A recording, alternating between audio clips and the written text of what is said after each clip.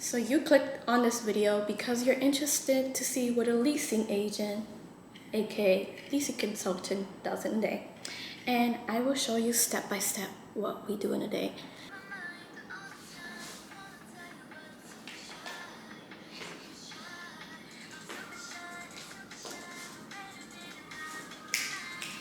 I'm just kidding, we actually got shit to do. Every property varies, but it's almost like 99% the same thing, just different styles of formatting. Alright, so let's get started. So the first thing I do is check my emails. Sometimes it takes me 5 minutes, sometimes it takes me 30 minutes. After I finish my emails, I pretty much print out rent max sheet. So it's a unit best pricing list. And I use Yardi. Yardi is a really old software. It's okay to be honest, but it's what I got. So I will show you how to do that. We go to report, then rent max revenue. Oh my god, sorry, it's just such an old program. And then you put the date of today, and then view report. And this will show you all the units we have available or will be becoming available. I like to do Excel. And then press on the download sheet. You go to Excel. Pretty much you just delete any units that are like part of the evictions or any of that stuff, which I'm not gonna do for privacy purposes. But that's pretty much how you get the price listing. So after that, you check on your Knox, aka CRM. There's different program for this, but it does pretty much the same thing. So it pretty much shows you all the prospect that is interested. For example, mine, they will show you this on training, so I don't have to show much, but you could talk to the prospect. This is spam, so what we do with spam, you just pretty much delete it right here. Okay, it wants me to email. But yeah, this is really simple. What I do is I check on my calendar first thing to see if I have any tours. So it looks like I do have 2 tours, which I will have to blur the name and phone number of this. And yeah, it tells you the time and the date. You can also block it off for your lunch. For privacy purposes, I use my own name and just a fake unit. This is called the offer to rent. It's pretty much the amount that they will need to pay when they move in. You could either put the date they want to move in, how many months. A SCEP fee is a city fee, so it's $2.83. And then how much the deposit, it varies on each property, but usually on approved deposit, ours is $1,000. Right here is prorated, so they're moving in, they're only having 28 days to pay because they're moving on the 4th, and there's 31 days of the month. A lot of the offer to rents in other properties look exactly the same thing, just different colors and different styles, but it's the same thing pretty much. And then this is like the refunds, concessions. If there's no concession, you put 0. Concessions are specials. But yeah, that's pretty much the offer to rent. Once you finish up with all the boring stuff, all the computer stuff, email, CRM, Knox, you get started with the fun stuff, which is doing a walkthrough, making sure the property is clean, there's no dog shit in the middle of the hallways, making sure the vacant units are clean, there's no homeless people, because trust me, it has happened to me and you do not want that to happen to you. Making sure the vacant units are nice, clean, painted, all the maintenance has been done. On this top list right here, I'm gonna provide all the 4 things you will need for an application to get approved. So first thing you need is an application. Next thing is the offer to rent, which I show you what it was. It pretty much shows your move-in costs, prorated rent. The second thing you will need is the rent max. That's how much on the same day they leased the apartment, it shows the unit price that they got, the best pricing. And then on the third, you will need to do rental verification. So you'll need the previous property manager or landlord email address or phone number. The second thing you will need is the pay stub, proof of income, self-employed 6 months of bank statements, and tax return.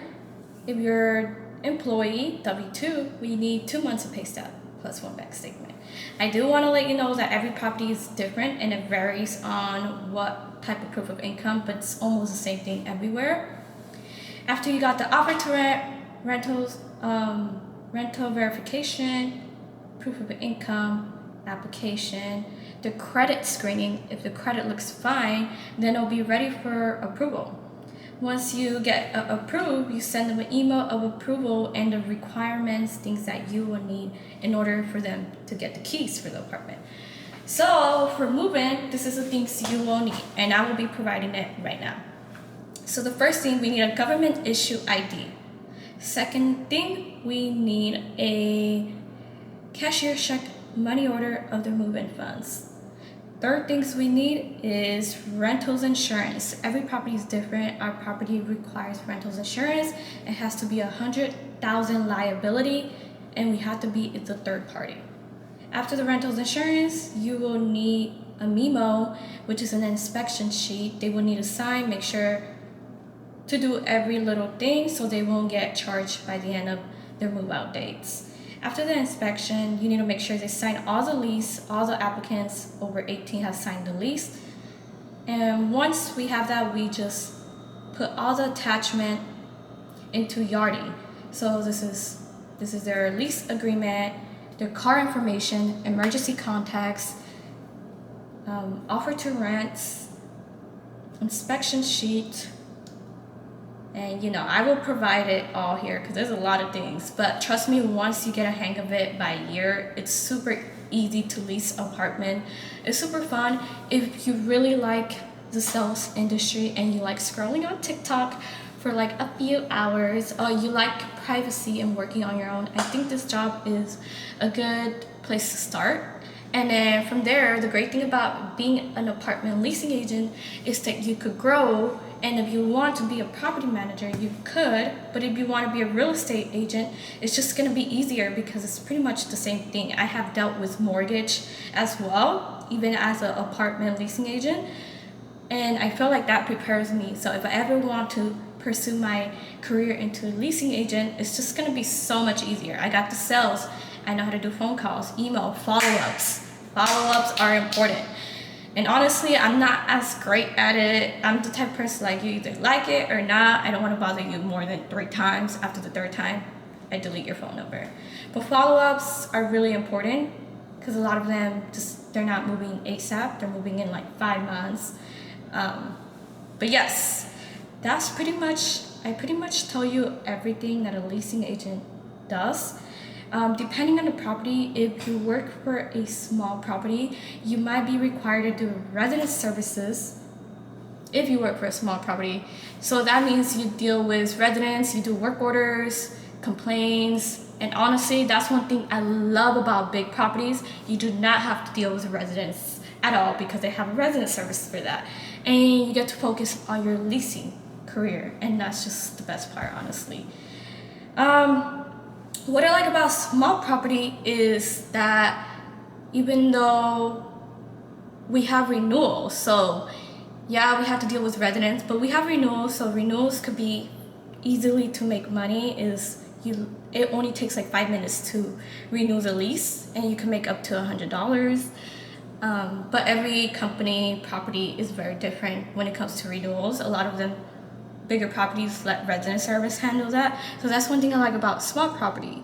I also love that small property is very flexible. Like, you could do anything. Well, obviously you got to do your work. You got to have the occupancy percent more than 97% because it is a small property. 95% occupancy is great, but it's the bare minimum. You want to go for 97% or higher. It's good for the property, but honestly, not having an apartment is not good for the leasing agent because even though I get paid hourly, which is great, I really rely on my commissions. And so the more apartment, the better for me, the worse for the company, but I don't care because I need to get paid, okay? All right, and so one thing I also like about small property is that they're very flexible. I'm almost late every day, like an hour or 2, and I don't get in trouble. And that could be a good and bad thing just because I don't want it to become a habit. It seems like it is. I want to represent like me being a good employee. I want to you know, show up and do the best I can and not just do my bare minimum. But one thing I like about small property is that it's very flexible. You could change. So on Saturday, Sunday, I work alone, so I have the option to come in at 9 a.m., 10 p.m. But today, I came at 12. I came pretty late. But yeah, one thing I like about small property is that. But what I love about big companies is that they always got bonus. The commission is honestly better because you have more apartments, you never run out. So there's pros and cons in working a small property and a big property. I think you should give both of them a try. Thank you so much for watching, and if there's anything I could have done to make this video more helpful, please ask. If there's any questions you have about leasing, feel free to comment on the comment section. Any tips or anything, just let me know. Thank you.